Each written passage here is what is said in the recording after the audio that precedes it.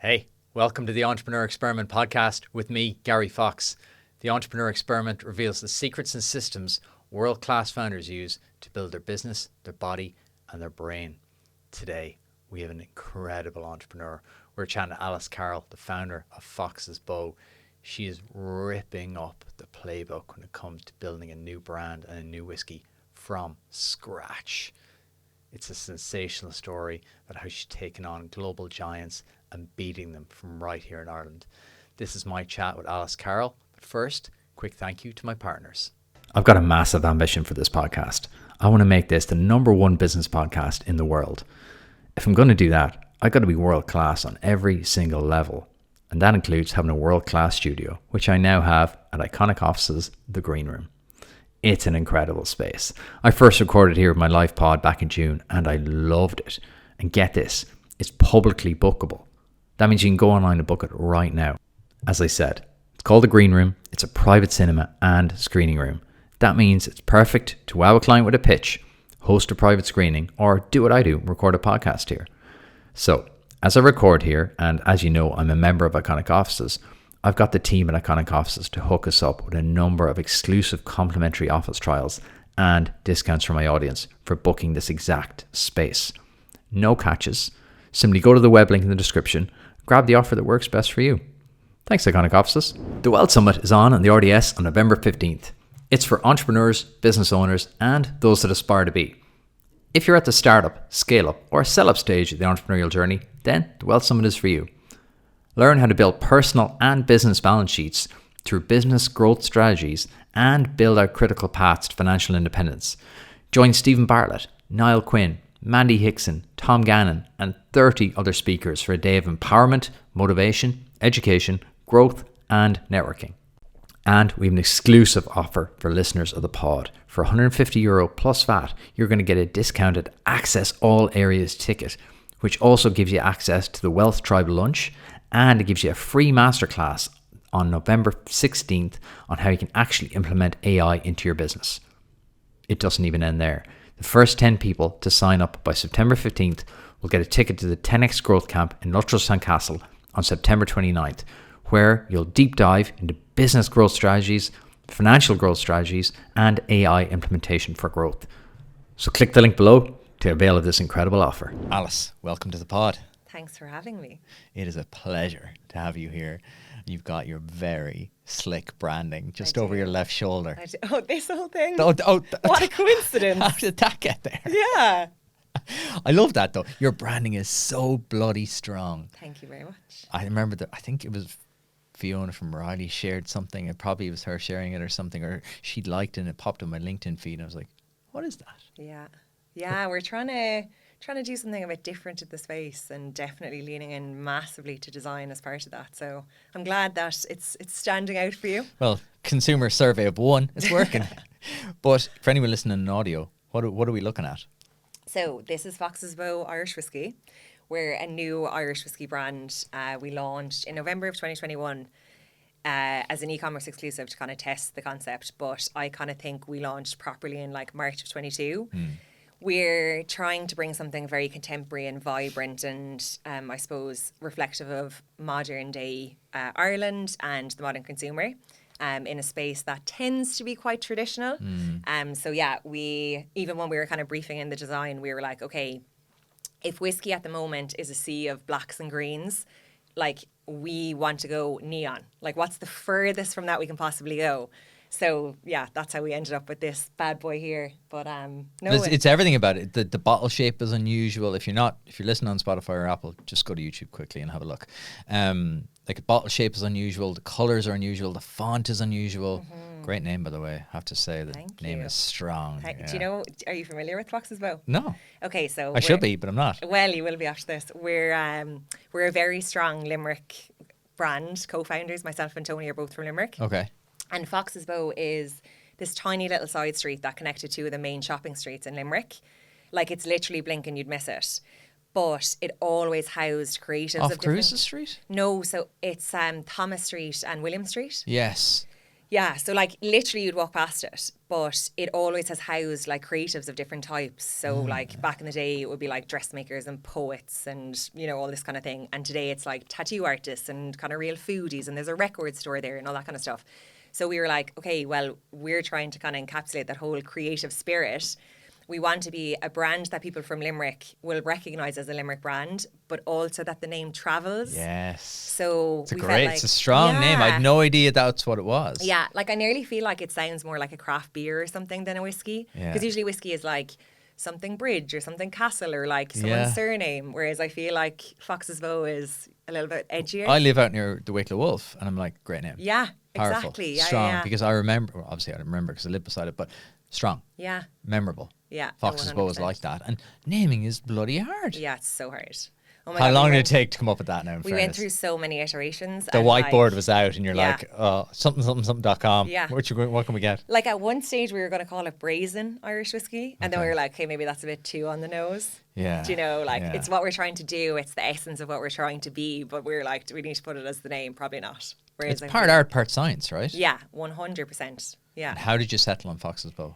In the end, I think we were like a little bit time crunched because everything else was ready to go. Like literally, like the design work on the side, the scar label, like the color, everything was done except for the name. Really? Yeah. So it kind of was like fuck it, like let's just run with it and see what happens. You have to. Yeah. 'Cause But I'm so glad. I'm so glad we did. You'd still be there now thinking about it. 100%. And everyone, like yourself, even when they don't know the story, if they're not from Limerick, they don't know the place. Yeah. They're all like, the name's really cool. Yeah. And as well, But it stands on its own. It doesn't Totally.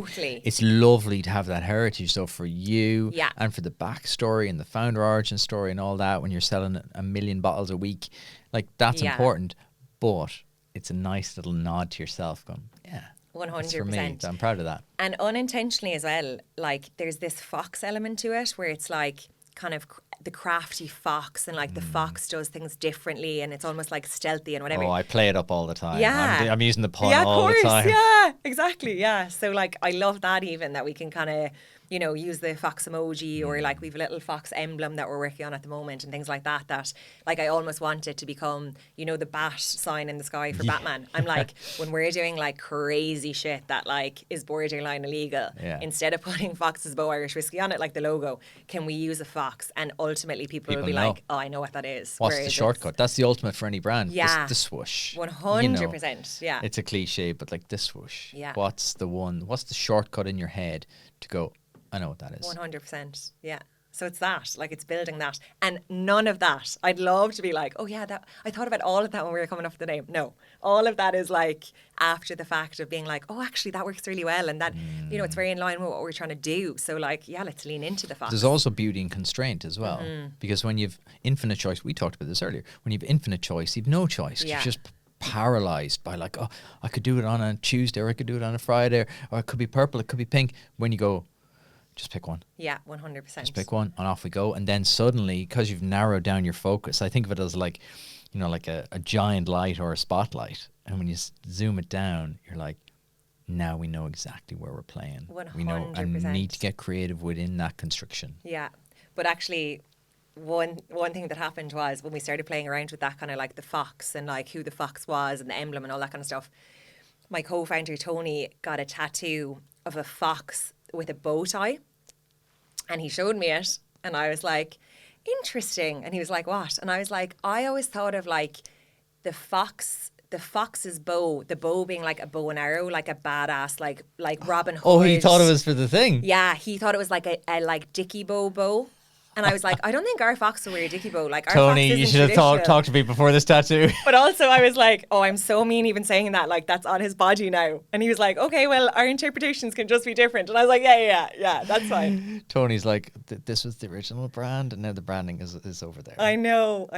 But Fair no, play it's to him still though, cool. full in, I know, all in. Full in, yeah. I respect that. Yeah. That's the only way to live. I think so too. Man, yeah. Tony, I like Tony's style. I have a fox tattoo on my left Oh, forearm. very good. No bow tie though, just standard Yeah, fox. fair. Are you a marketer at heart? Where do those come from? Yeah. So I did business in UL, but Same. I majored in marketing. Same. Yeah. There you Twins. go. Synergy. Twinning and foxes. We have actually a There's lot a lot in going on common. here. Yeah, Yeah. I like it. So you then went on to work in marketing. I did, yeah. So when I was in third year in UL, you can do co-op. So I went over to New York. I went to Intel and Leak Slip. Not as glamorous. Okay, so we don't have as much in common on this. That's where we hard deviated. It was Subject. that was grim. I was a chemicals and gases buyer. Oh wow. It was the worst. Oh my god. I took it because it was Intel. I was like, ooh, cool. Yeah, the sexy tech, name. sexy Yeah, name. yeah. And I got there, and they handed me like into this cubicle again, shutter, and it was like literally sitting there all day, and like it was the equivalent of like looking at Microsoft DOS now, and you just had to like move these numbers, and there were gases and chemicals. Talk about a man not suited to that job. God, no.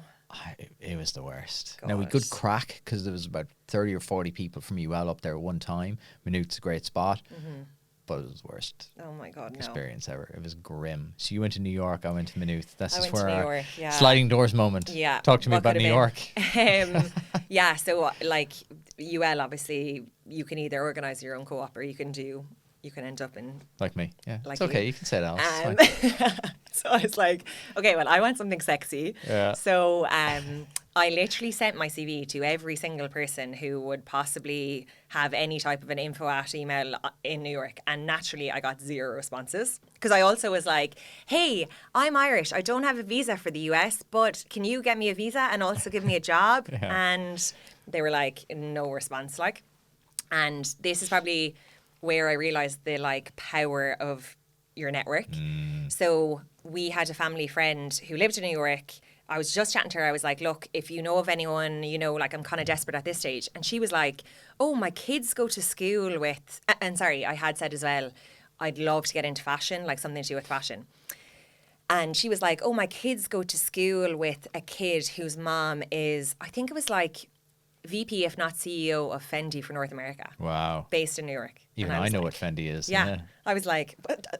So she ended up getting my CV in front of HR, and HR were like, yeah, we actually have an internship position, blah, blah, blah. So yeah, it was just amazing, like the power of your That is network. wild. Yeah, like pure chance, like. But people are sound, like people, yeah. do you know? But anyway, so went over, did Fendi, realised that like fashion was so not for me. Like, Really? Yeah, it was. Why? So maybe it was that particular experience, but like it was very Devil Wears Prada vibes. Oh, like really? It was very the movie is true. Yeah. Okay. And I kind of got away with it because I could like feign a bit of naivety around being Irish. Do you know, I kind of leaned into the whole like, Yeah. oh, sure, we chat to everyone, we're friendly with everyone, or whatever. Yeah. Whereas like there was certain interns that weren't allowed kind of sit in the same areas as their bosses. It was all very... Ooh. Yeah, it wasn't my vibe. It was an amazing experience and I learned so much. And in fairness, my boss was incredible.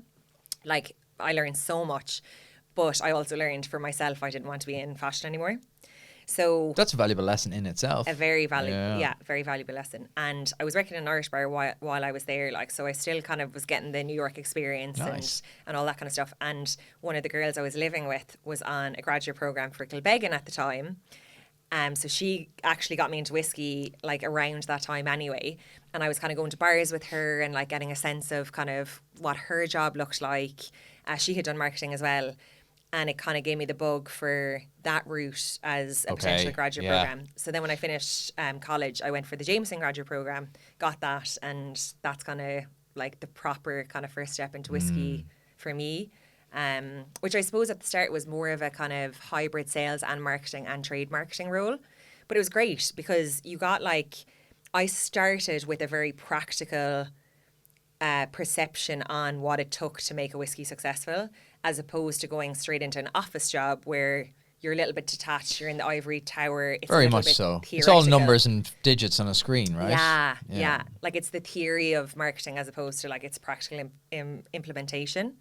There's so much overlap here. My wife did the Jameson graduate program back in the day. She went to Barcelona and like that, boots on the ground, in bars every night, sampling, tasting, grueling work. Yeah. Very tough. Oh, it's but the tough, understanding she gained from that, exceptional. Yeah, 100%.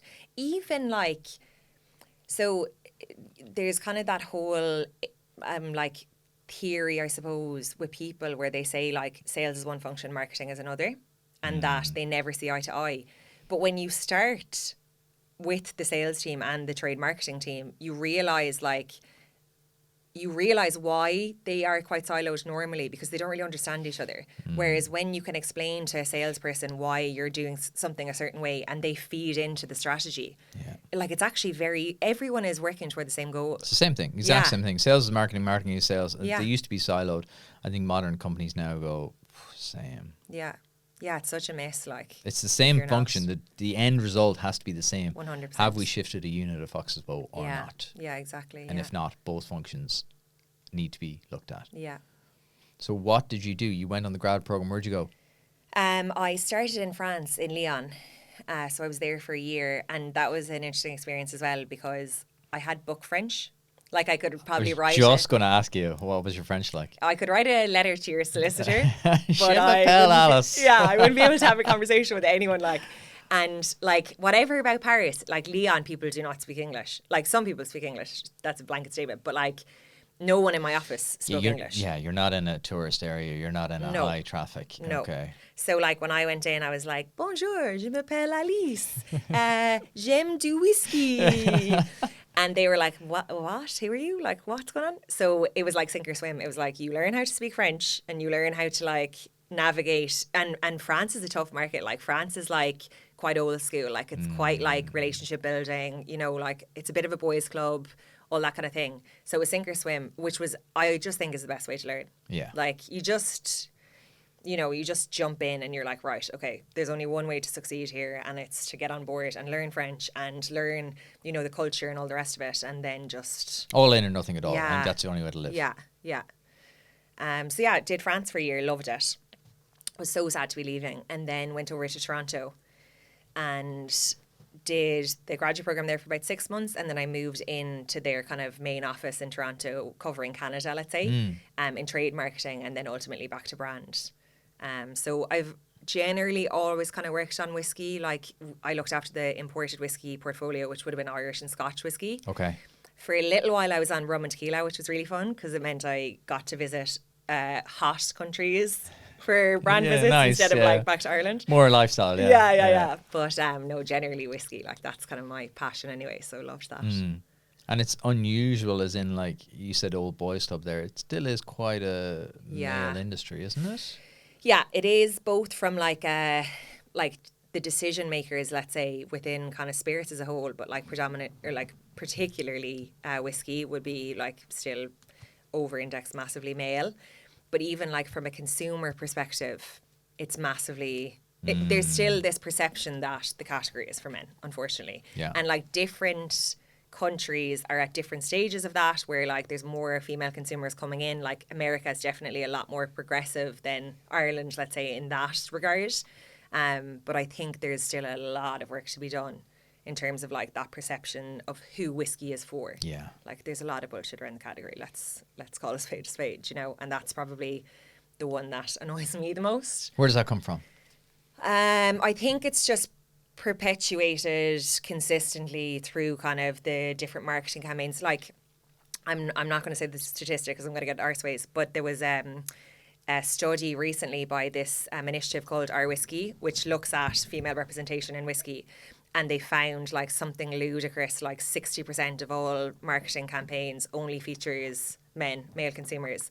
And I can't even remember what the statistic was that it included women, but it was so low. So like we were only chatting about it earlier, but like, you can't be what you can't see.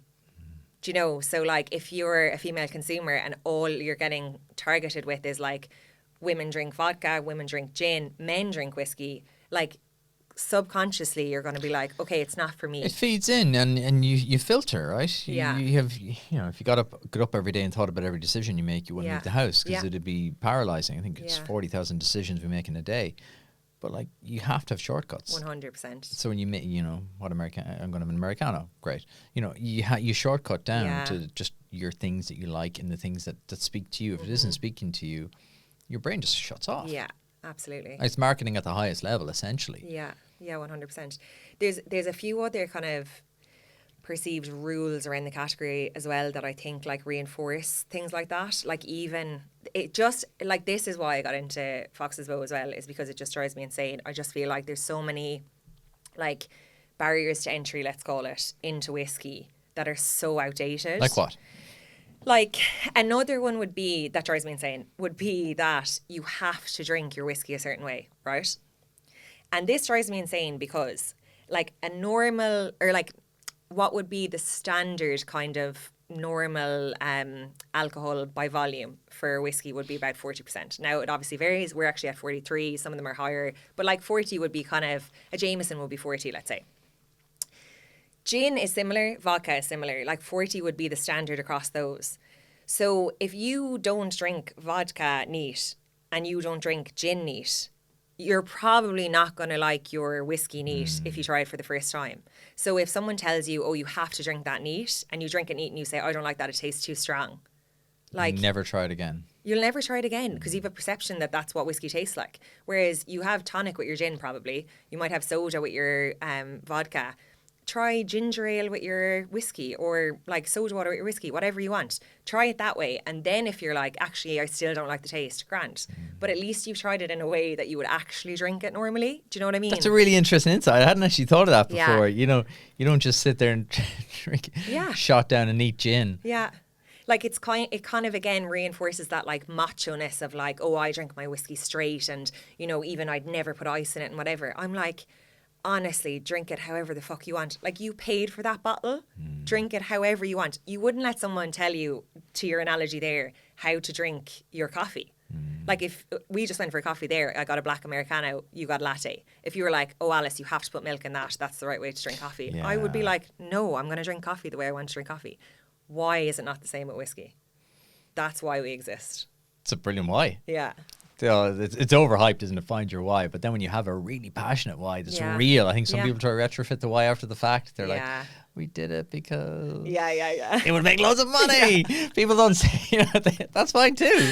You know, you don't have to have a like this all-encompassing why, but I love when people have a passion and a reason. That's a really good insight. You don't really think about that, like all these kind of like rules around stuff. And they're self-perpetuating by the brands, obviously, because their target market is a certain type of person. They need to speak to them on their language. And, you know, James Bond has his thing on the rocks. You know, it's, I like it. Yeah. What other kind of stuff surrounds the industry that you're in it to disrupt?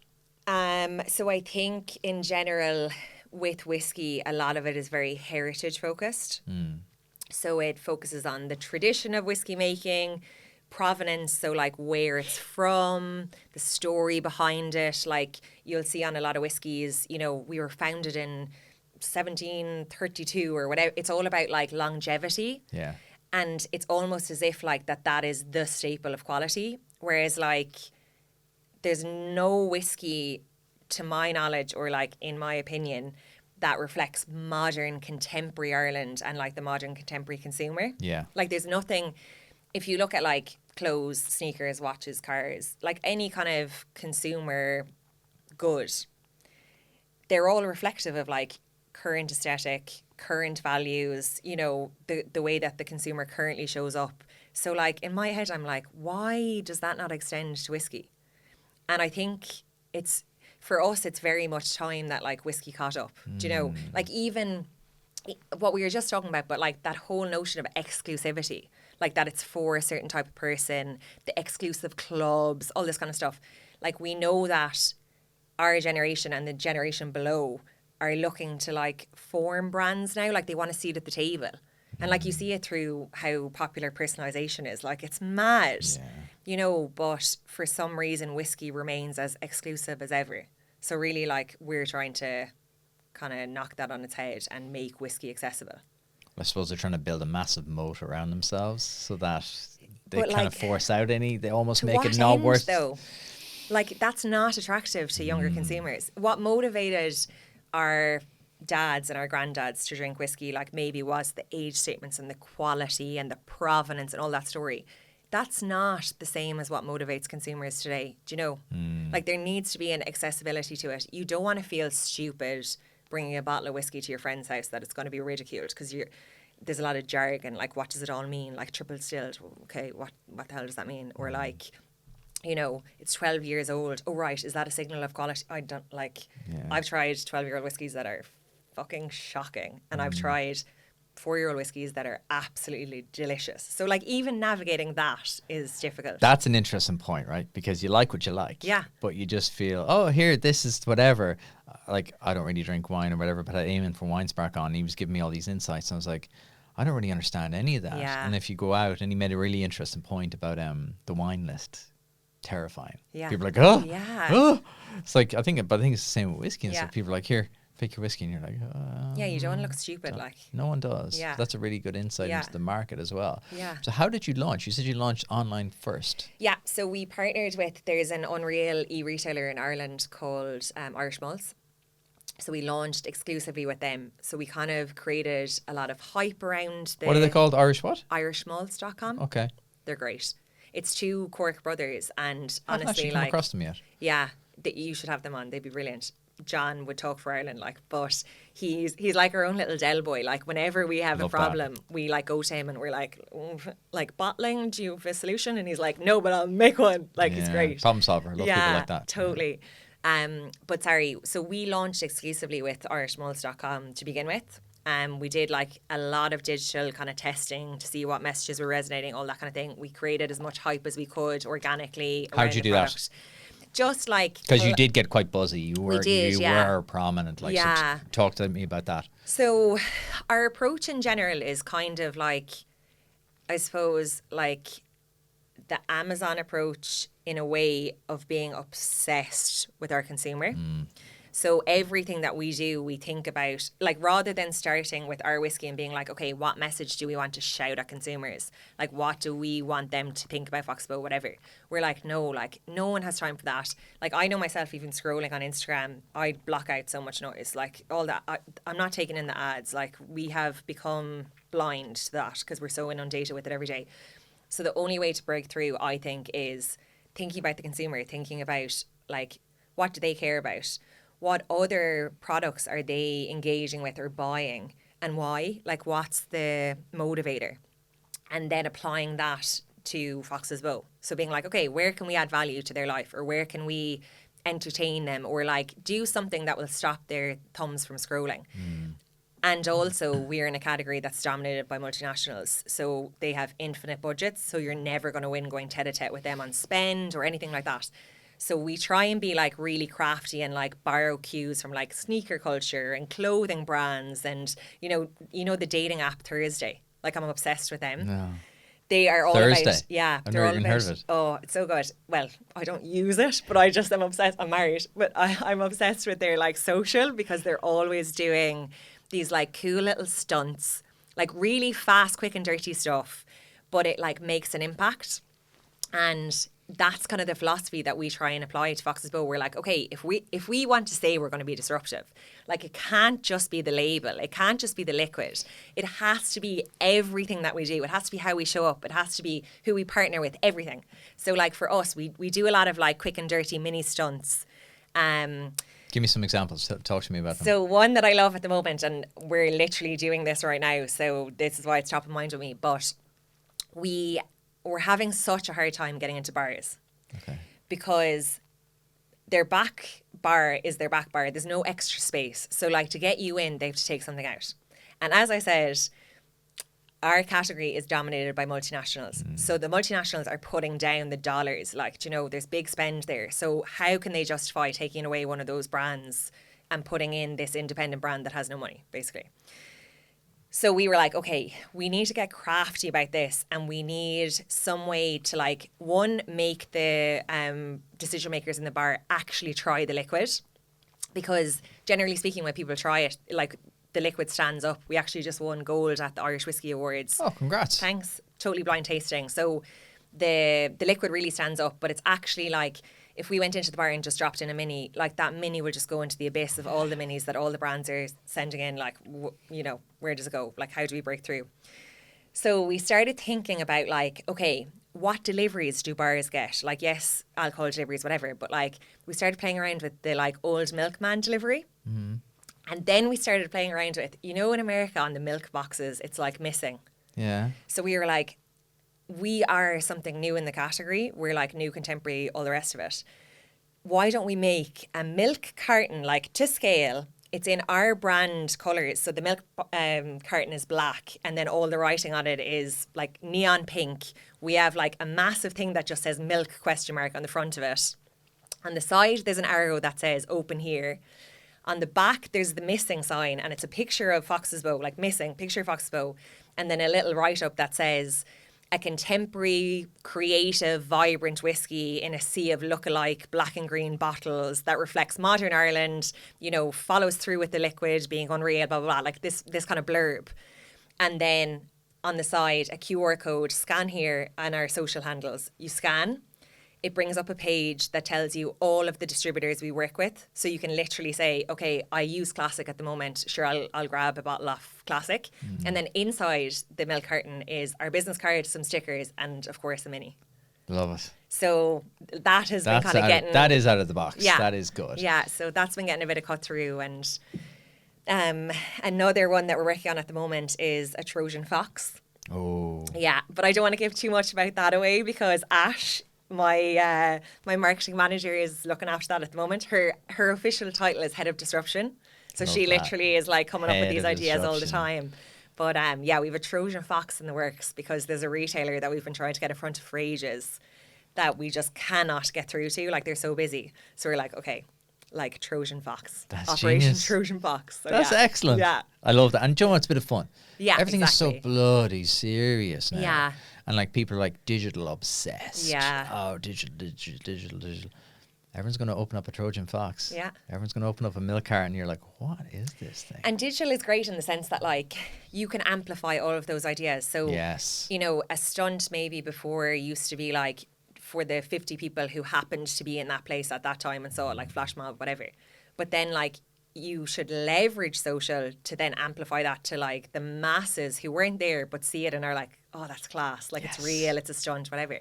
There's a narrative there. There's a power. People are obsessed with kind of like reach and social and blah, blah, blah, and just getting followers and stuff. But the true greats get followers by doing exceptional things.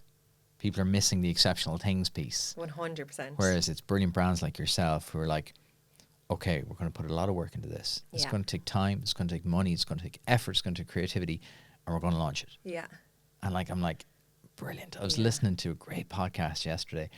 There's this young actor in the US, and during lockdown he started rapping, and he's just blown up on, I'm going to send it to you because a lot of stuff Do. you're talking about, he's blown up on TikTok because him and his wife make these skits. Okay. And then the music is layered over, and they're making a couple of million a month through downloads, through Wow. streaming, because they go viral on TikTok through doing these stunts and creativity, and then that results in streams to their music. That's insane. But all the creativity thing. So one of his pieces was they got a globe. They're like, I'm going to collaborate with an artist wherever this globe stops.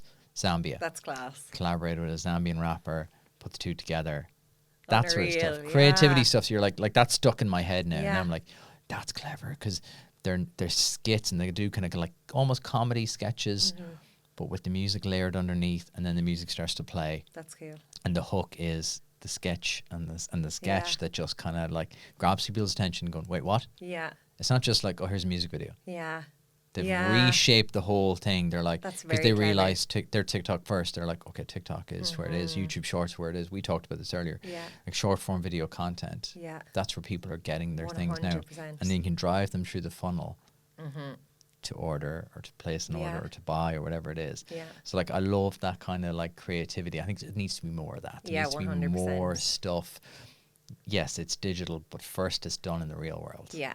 There's, I also think as well, we're in a very fun category, like alcohol. if like, you make it fun though, yeah, right? yeah, but like it should be fun because like think about when you consume alcohol, like generally speaking, it's like in a social setting, you're either like, you know, with your friends or you're at a party or whatever.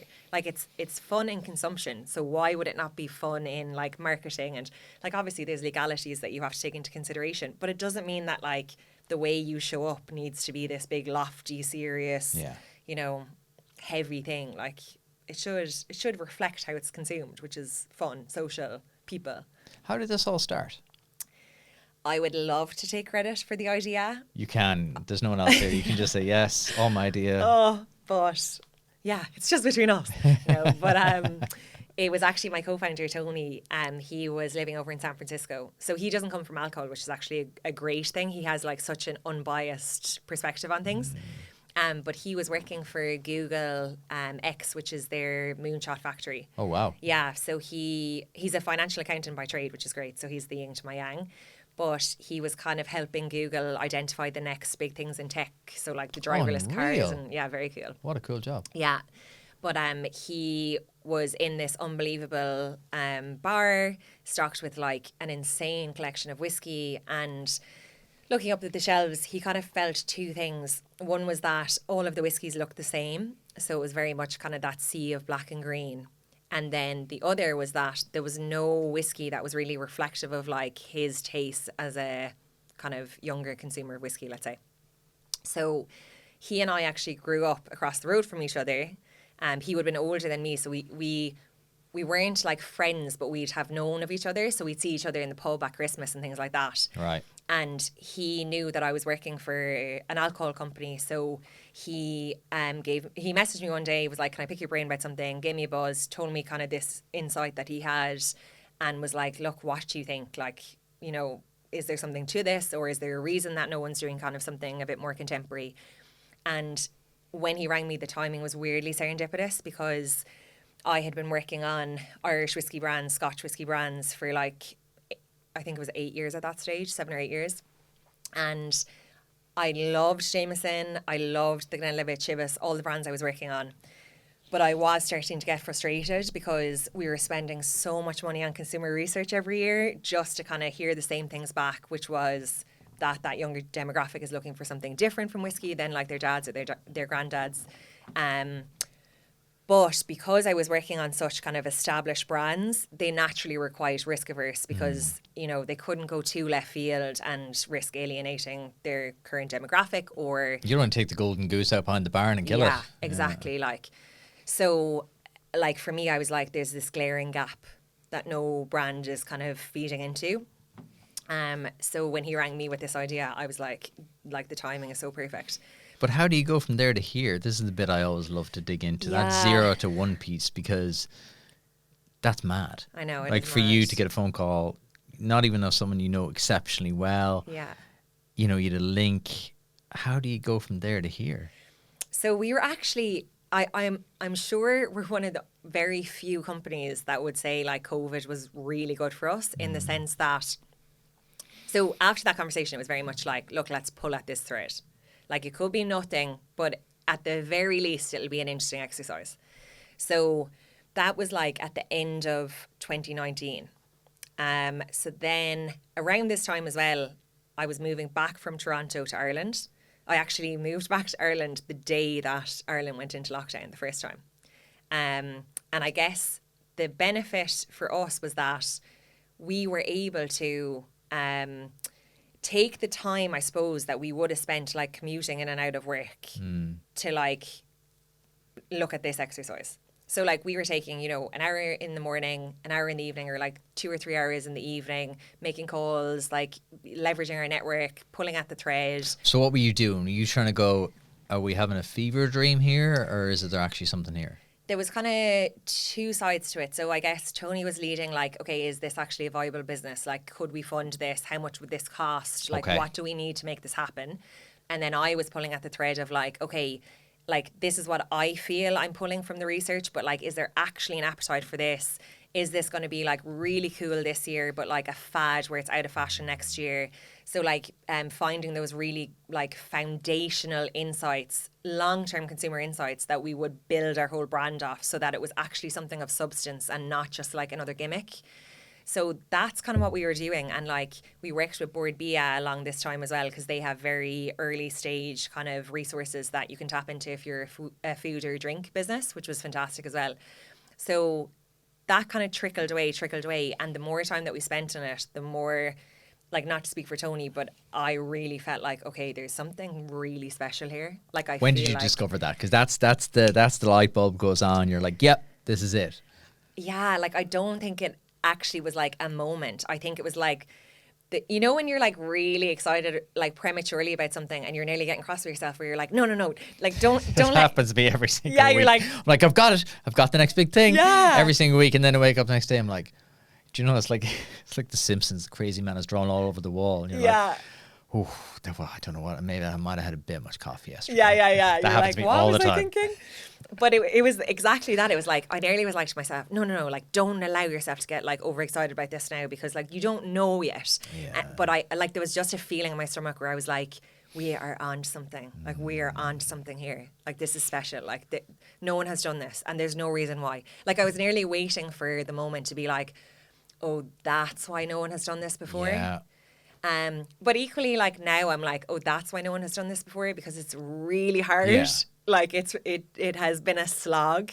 But there was no foundational, you No. weren't reversing the laws of gravity here. No. Up wasn't down. It was just going to be really bloody hard. And Yeah, no like one, hard no work. one can tell you that anyway. Yeah, because yeah. you're not Oh, going to yeah. you're like, Yeah, 100%. hard work, love it. Yeah, exactly. Yeah. But yeah, it was that. So there wasn't really like one moment, but then we just kind of kept running with it and kept running. Probably the moment for me where I was like, this is it, was when I went full time on it.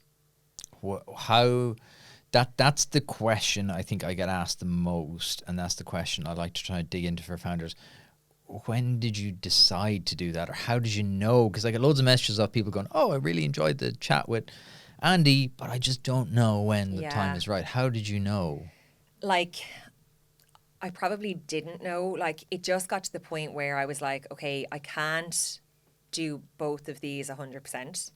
And like the balance is shifting in favor of Fox's Bow. Like I want to give Fox's Bow 100%, and it's unfair of me to do that at the expense of the company that I'm working for. So I was like, if we're going to make this work, I need 100% of my time to be on Fox's Bow, and I feel like we can make this work. But I this duopoly isn't working anymore. Like two of these, something's got to give. So when I went full time on Fox's Bow, I wasn't taking a salary for a year. So I guess for me, I was like, okay, and like having the conversations with my husband and, like things like that, being like, okay, this is going to be when all of our friends are putting, deposits on houses.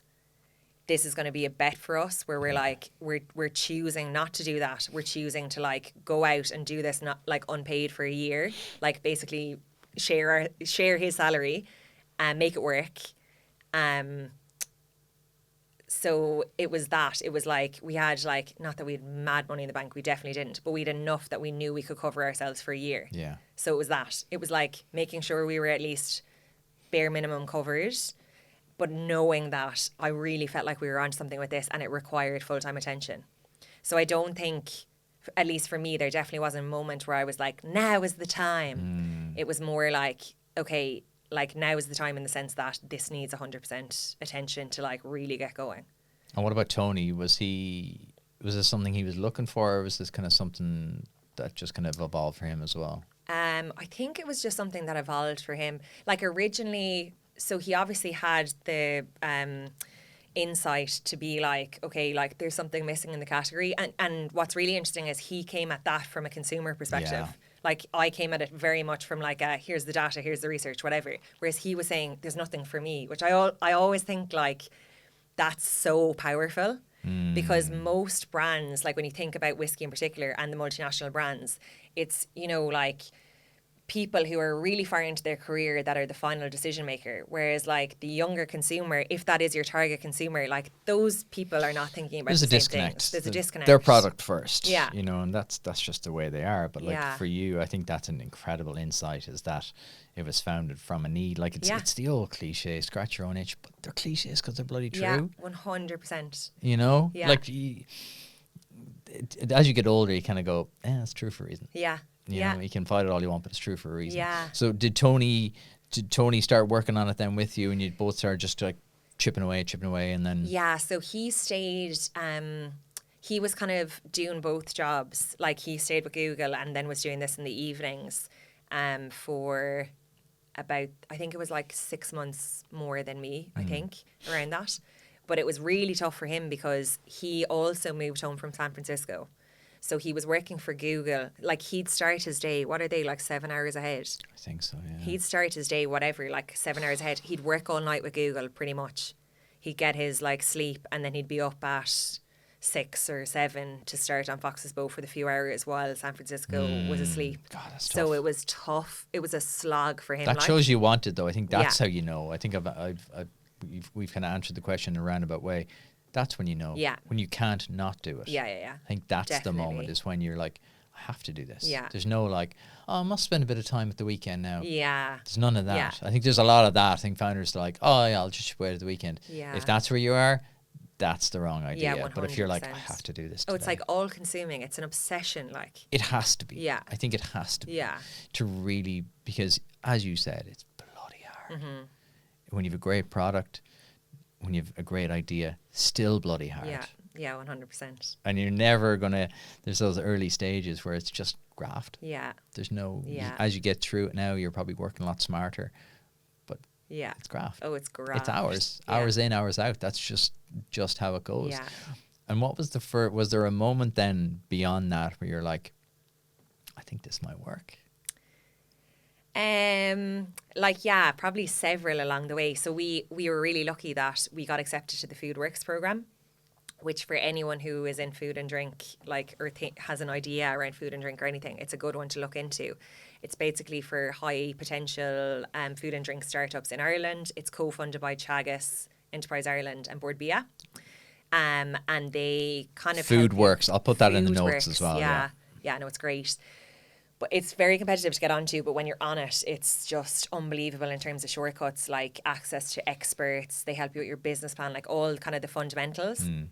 But we went on that, and as part of that, they funded research for us. So like, we had developed the whiskey ourselves, all the rest of it. The packaging, we worked with an unbelievable agency in Dublin. Together we create, and actually a Limerick artist who did the artwork on the side, John Slade. But they funded research for us to see like what would be the product appeal based on, you know, the cask finish, what would be the product appeal based on the packaging, blah, blah, blah, all these kind of pieces of research, which was great because when we went to the retailers, because we were bringing something so new to the category, we couldn't point to a successful like for like Yeah. product and be like, sure, look, they've done really well and we're a similar product, so we're going to do really well, because a product like ours didn't exist. And we had no sales to show other than our e-commerce sales to begin with, which like in Ireland, kind of brick and mortar retailers don't really care about what you did through online, because they're like, yeah, well, this is a completely different ballgame. Yeah. So the fact that we were able to say, okay, look, we've no sales, but we have conducted research on our target demographic in Ireland, and this is what they had to say. Like 97% product appeal, 91% likelihood to buy, blah, blah, blah. I always So- think that. Show me, don't tell me. Yeah. Show me, Yeah. show me, show me. So we were like, it's not us telling you anymore. Yeah. This is like Yeah. the consumer who's going to buy the product in your shop saying, yeah, I want this on your shelf.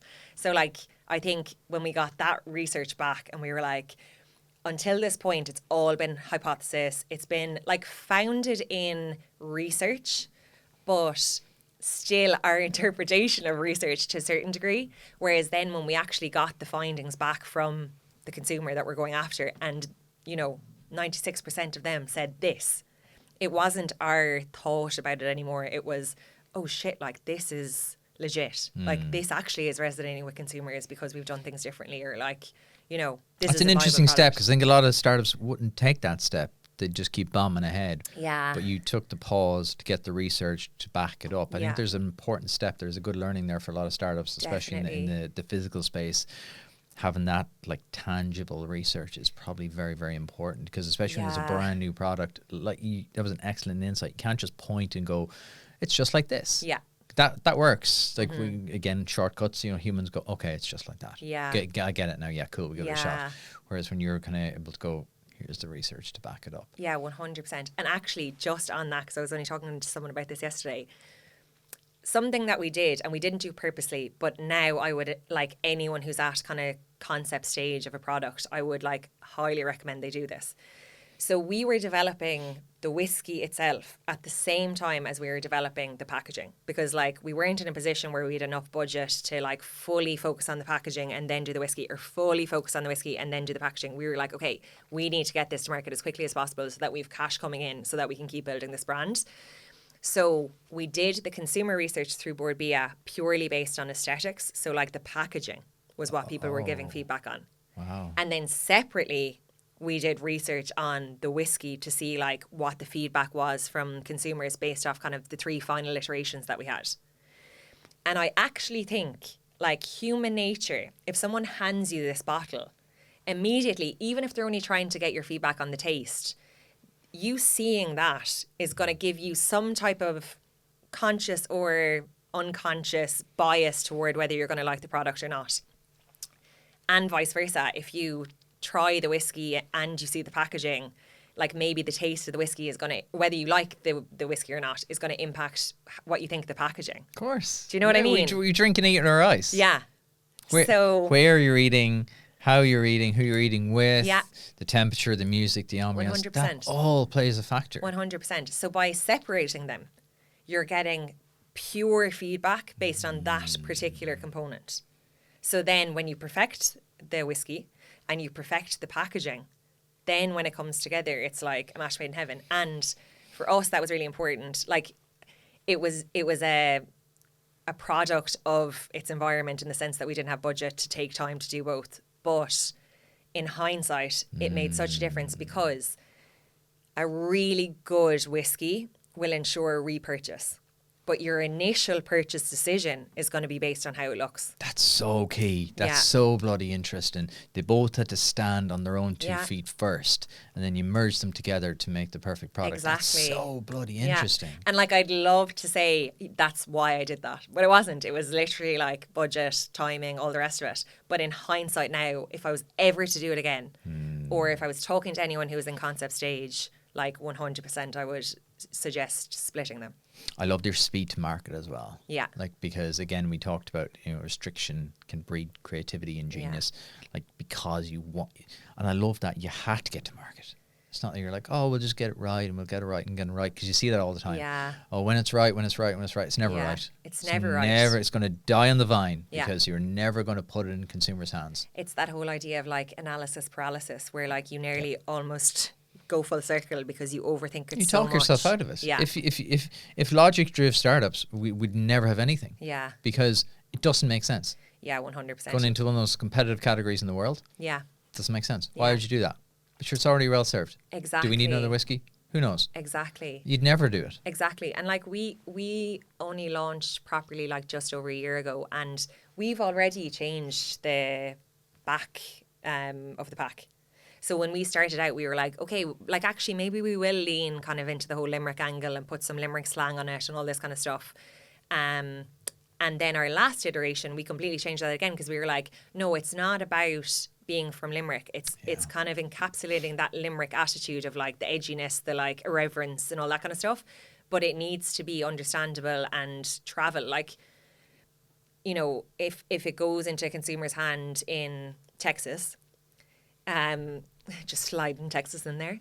Randomly? I don't know why it's a Texas, but go on. Of all places. But if it ends up in the hands of someone in Texas who's never been to Ireland, like they probably know Dublin. They probably have heard of Dublin. Yeah. They might know Cork. They probably won't know Limerick. Like it would be a bit of a stretch. So like we're handcuffing ourselves if we do that. Yeah. But like, and the paddywhackery thing as well. Yeah. Like that, like it's modern cool brands like yourself don't do that. yeah, we don't need provenance of. You don't. It's kind of an old school way of thinking. But my point is, like, we were able to change the label within a year of us launching. Like, you can iterate. Like, you don't have handcuffs That's the thing. once you've launched the product. You can change the bottle shape if you want to. Like, get it to market, test it with real consumers, see what's landing, see what isn't, change in real time. Like, it's the only way that small brands can survive. And to be honest, it's the way forward. Like, I think that in a category that's dominated by multinationals, whether it is spirits or otherwise, your superpower as a small brand is agility. Because like every multinational in every kind of space, or any corporate, let's say, has so many layers of hierarchy that when an opportunity comes in, you know, like it's there in front of you. Okay, it needs to get these levels of approval. By the time it's approved, you've missed the opportunity. Yeah. Whereas our superpower is agility. We can be like, feck it, like we hadn't planned to do that, but yeah, we can do it. Let's act on it. That's a massive opportunity. Go, go, go, go. You're thinking in days, not years. Exactly. That's the difference. Yeah. You're planning for longevity, but you're acting in days and hours. Yeah. I think that's the mismatch that a lot of startups get. I see it especially with startups. I've chatted to them after 2-3 years. They are acting like a big company. And I've had this, a friend of mine has had this recently with hit the startup he's working in. They got quite successful, hired a ton of people, fancy office, and they're like, oh shit, the wheels fell off. Yeah. And they had to strip it back to their core, and now they're back to their core and they are flying. That's unreal. But like, that's what happens. Yeah. So you do see that with startups quite a bit. Oh, we need to, have, multinational practices, and we need to do this, we need to have this. You're like, do you though? Yeah. Because you're fundamentally changing who and what you are then. Yeah. Whereas, 100%. like you said, that is the future. That is Yeah. the modern entrepreneurs. With Charlie Butler from Balance, and he was saying that, like, that's their modern style. Yeah. Being flexible, being agile, being Yeah. quick, and being personable, and being honest, and being open. Like, you're Yeah. not saying you figured it all out. No, not. You're by willing any to stretch go, of the imagination. yeah, the back didn't work. Yeah.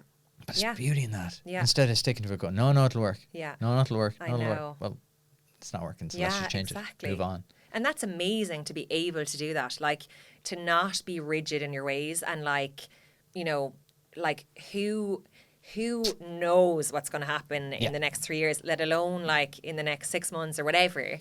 So like just being open to opportunities and being like, okay, like we know who we are, we know our positioning, we know what we're about, but how we show up is open to those opportunities, and being agile and changing things and chopping things as they work or they don't work, or testing things. And You've principles. You've core principles. Yeah. They don't change. But everything else, what is it? Strong intentions loosely held. yeah, That you have your core principles, they ain't going to change. yeah, But everything else is flexible and malleable. When I see companies now, after everything was happening the last 3 years, you're kind of going, have you not seen that everything can change? Yeah. Everything. Yeah. A fundamental core of your whole business. Okay, you're office based. Now you're remote and hybrid. yeah, But now it's really interesting to watch companies go backwards now. They're trying to replicate what they had before COVID, and you're like, I saw Zoom is trying to get everyone back to that. Like Crazy. the most counterintuitive move ever. I saw that and I'm like, oh wow. Like, I just find it weird that the Yeah. companies are reverting back to safety of like, this is how we've always done it. Yeah. And you're like, well, that's a surefire know. way to run it into the wall. It's absolutely ludicrous. Like, yeah, it's mad. I just don't understand that. Like, I think I know we talked about it outside. I think we're at a tipping point in the world in terms of startups and business and companies. There's going to be a whole new way the companies are built, like you guys are built, in terms of flexible, malleable, open, consumer focused, and realize you can do it with speed. You have to do it with yeah, speed. 100%. Because we could wake up in the morning, the world could be changed again. Maybe you got to go back online again. Yeah. So like for you guys, so what's the path? Like, I know it's going to be flexible, it's going to change, but what are you looking for in the next kind of like 6 to 18 to 24 months? So the big one for us now is the US. So that, like, speaking of being flexible, that actually came 12 months sooner than we anticipated. So from everyone I had kind of talked to, either that I used to work with or like just kind of in my network that works within alcohol and is very familiar with the US, like even we're really lucky, but my old CEO from Pernod Ricard, he is our non-executive director, and then the ex senior vice president of new brand ventures for Pernod Ricard in the US, he's one of our strategic advisors. Nice. He just took a role as the president for Sincuro, which is Michael Jordan's tequila. Oh, no way. Yeah, so he knows his stuff, like, and he knows everyone in the US in the alcohol industry. Power of the network again, though. It's unbelievable.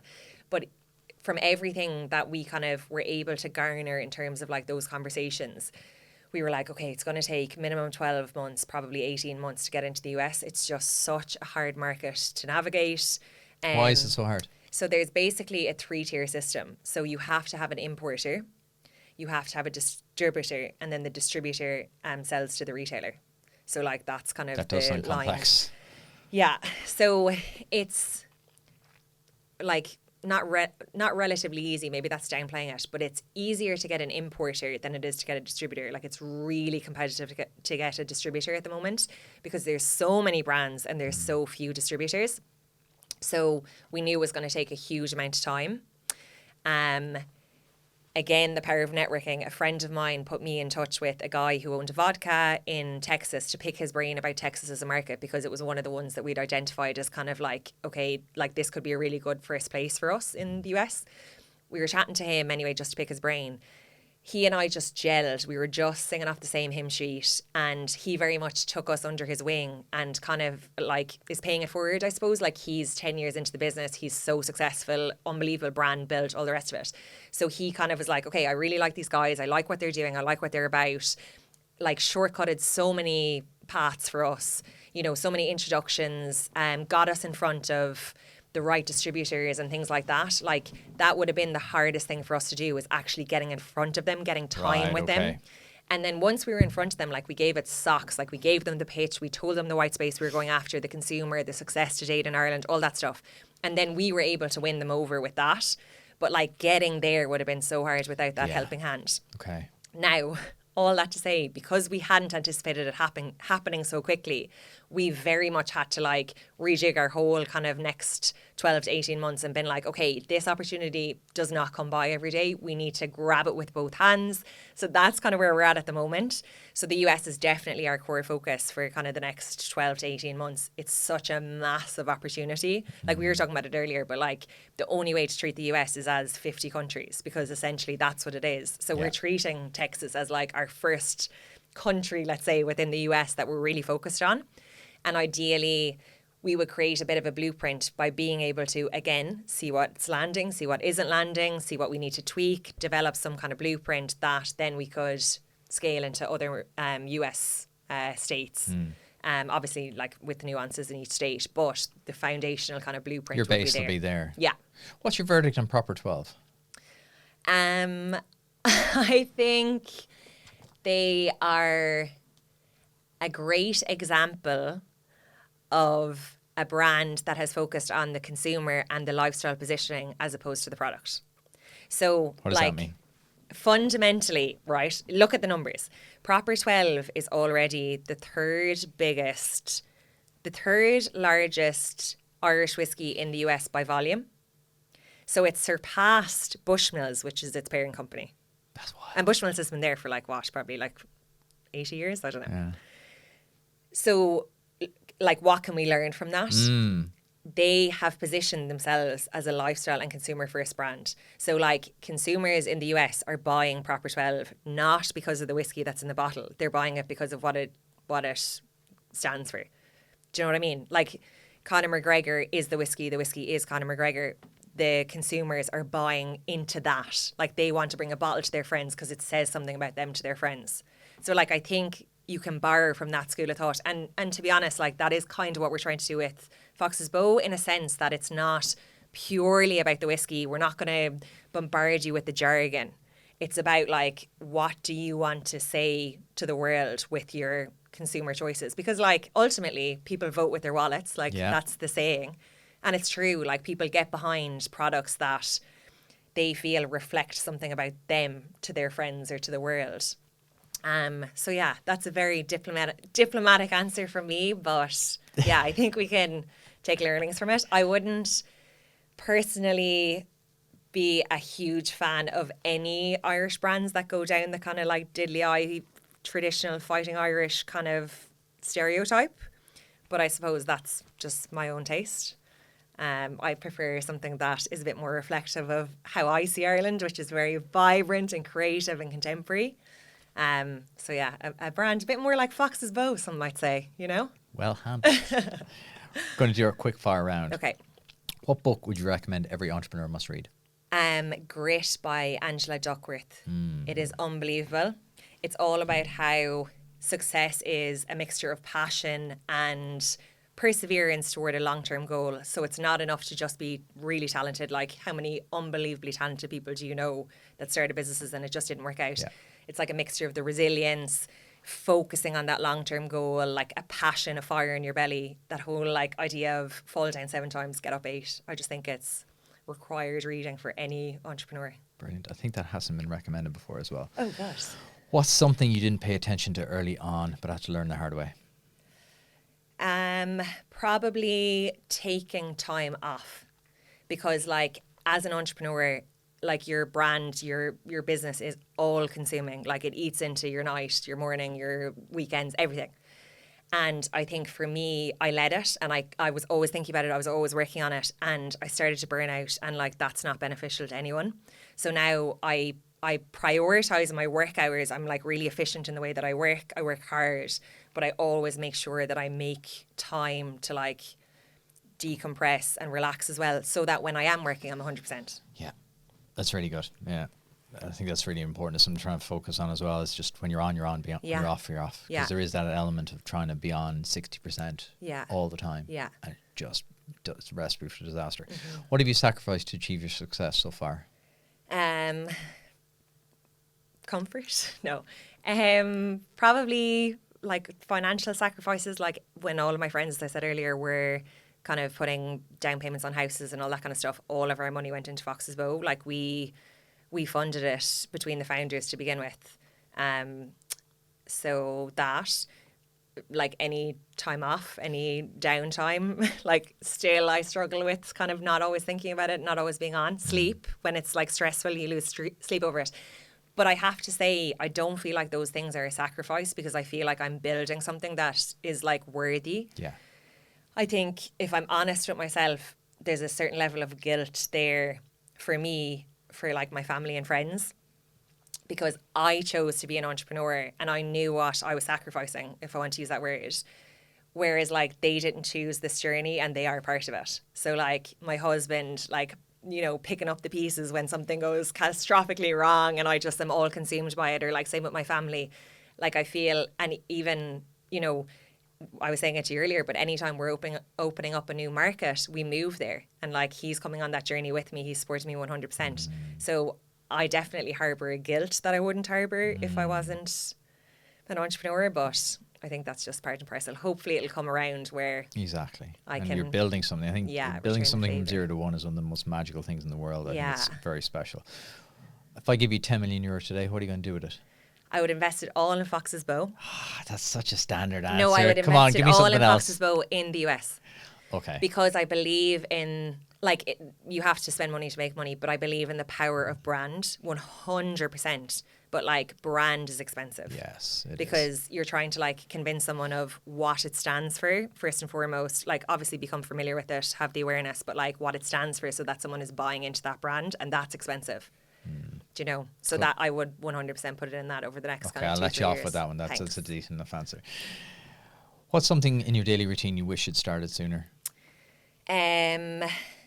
Probably making time for exercise. So again, I kind of thought that exercise, like not that I particularly enjoy exercising, but like I kind of treated it as like a self-indulgence where I was like, it was for me. So I would prioritize work, or I would prioritize other things. Whereas now I'm like, no, I am so much better. Like if I'm stressed and I do like even half an hour exercise, I'm like a new woman after it, because in it, it's mindfulness. Like it's unbelievable. The only thing I can focus on when I'm exercising is the exercise. So like that's the only time in the day when I'm not thinking about 500 things. I'm only thinking about that one thing. So afterward, I'm like a new woman. I'm so refreshed and energized, and power I'm better. Is unbelievable. The endorphins, the power, the clarity. It's 100%. just phenomenal. Yeah. If you start a new company in the morning, what would you do? I'd actually love to get into men's skin care. Okay. Yeah. Like again, based off an insight that my husband had, where he like it just. I think it's that. It's like I love. Like when it's coming from a consumer want or consumer need, as opposed to like sitting in a boardroom being like, what doesn't exist yet? So I feel like no one has like nailed premium men's skincare yet en masse. Yeah, so I'd love I would to agree with that. Yeah, it's actually quite hard to find stuff. Yeah. If I give you €1 million, you can only invest it in one company or person. Who is it, or what is it? Okay, so CPG is what I know, so I'm going to stick with CPG, and it's actually an Irish company. I would invest. Yeah, I would invest in Riley.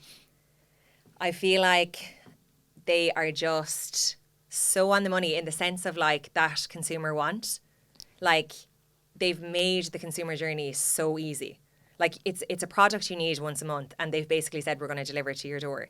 And from a like corporate perspective, while every corporate all of a sudden is really kind of careful about making sure that they're supporting their female employees and, you know, any employees that get periods, like they are coming with the solution for that. Again, there's like an agility and a nimbleness to it that the multinationals just don't have. So I feel like they are absolutely like one to watch. I would put my money behind them. I love Riley. Big fan of Fiona. She's cool. Yeah, she's great, cool very person. cool. And they have, they're like yourself, they've just come on the public radar very quickly. Yeah. And they're just, every time you have a touch point with them or the brand, it's very slick, very professional. Big fan of them. So definitely, I'll agree with you. I'll go 50-50 with you on that one. What do you believe that other people might find strange or strongly disagree with? I probably believe that being a female entrepreneur has made me better. And that isn't to say that being a female entrepreneur is easy, because I think like all the stats we could pull out show that we're definitely like fighting an uphill battle. But I think because I know that going into any conversation, it's like driven me to be like, oh, I'm going to nail this. Like I want to leave this room and for them all to be like, wow, like either like she knows her stuff or like she absolutely killed that or whatever. Like it nearly puts the fire in my belly to be like, I want to prove that like we can do this. Do you know what I mean? So I feel like I actually almost see that as an advantage. There's actually a brilliant book, Malcolm Gladwell. I know this is like thrown in a second book now, so sorry. Oh, look, we're book nerds here. Changing the format. It's called David and Goliath. Yes, it's very good. I've read it. Oh my God, it's unbelievable. Yeah. But it's exactly that. It's all about how perceived advantages can sometimes be disadvantages, and perceived disadvantages can sometimes be advantages. And one of the examples that struck with me was apparently there's a disproportionate amount of entrepreneurs who are dyslexic. Because when they were in school, the linear way of teaching and thinking, like they couldn't navigate that.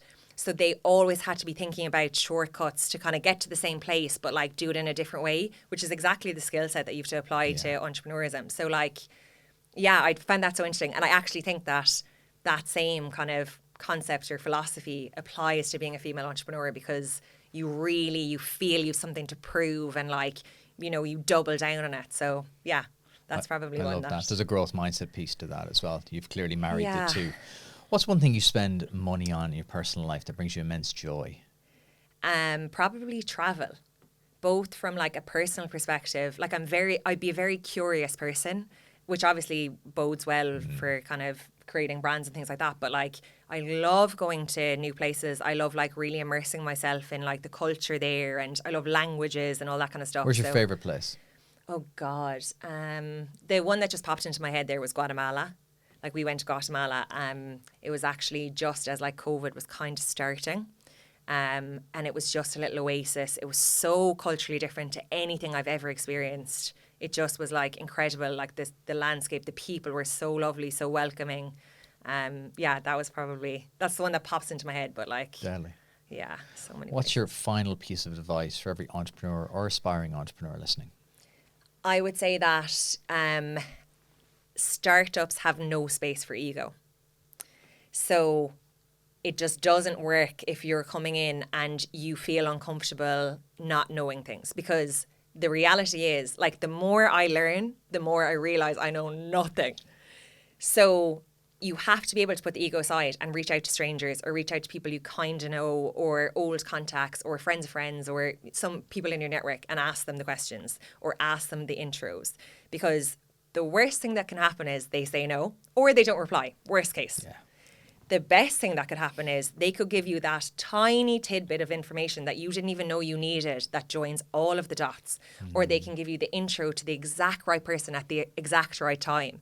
But you're going to get none of that unless you're willing to like put yourself out there, ask the stupid questions, you know, take the risks, be kind of uncomfortable, you know, with those kind of outreaches and trying to make the most out of, I suppose, the network that's there. But it's like, yeah, like forget about ego. If you don't ask, the answer is always no. Exactly. And people are generally sound. That's it. Like in my experience. Probably 9%. Yeah. either you don't get a reply or they're like, yeah, speak to Alice. Yeah, exactly. Yeah. Like I had a call last week. I cold messaged someone on LinkedIn. I was like, look, can I please pick your brain about this? It's a field I'm completely not familiar with, but I need to familiarize myself with it really quickly. She was like, yeah, no problem. I was on the phone to her for 2 hours the following Tuesday. Class. Like, just sound. People are just sound. People really have this mentality of like pay it forward, and like everyone roots for kind of the underdog. And when you're in a startup and you're small and you're trying to make something work, I think people respect that, and they're like, yeah, of course, it's no skin off my back to help you. Of course I will. But if you never asked for that, like if I was in my head and was thinking like, God, I don't know her now, that she's going to think it's so weird or she's not going to reply or whatever, Yeah.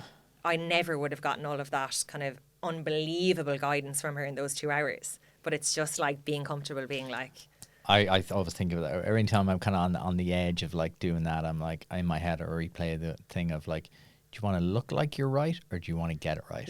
yeah, that's so true. I'm like, I would look like, and I get to ask all these silly questions on the pod. So I'm like, no, for anyone who's not familiar with this, but like, I want to know. Yeah. I'd rather look foolish and go, I don't know that. Yeah. What is that? Yeah. 100%. Than to sit there and go, and I used to do that when I wasn't kind of as assured as I am now. And I used to go, oh, yeah. Yeah. You just leave there feeling ridiculous because you haven't learned anything. Yeah. You haven't exchanged any value. Yeah. But like people are generally sound and will People pay are it forward. If generally you ask the sound. right way, people will pay it Yeah, forward. 100%. Where can people learn more about Fox's Bow and you? You can follow us on Instagram at Fox's Bow Whiskey, or you can visit our website, foxesbowwhiskey.com.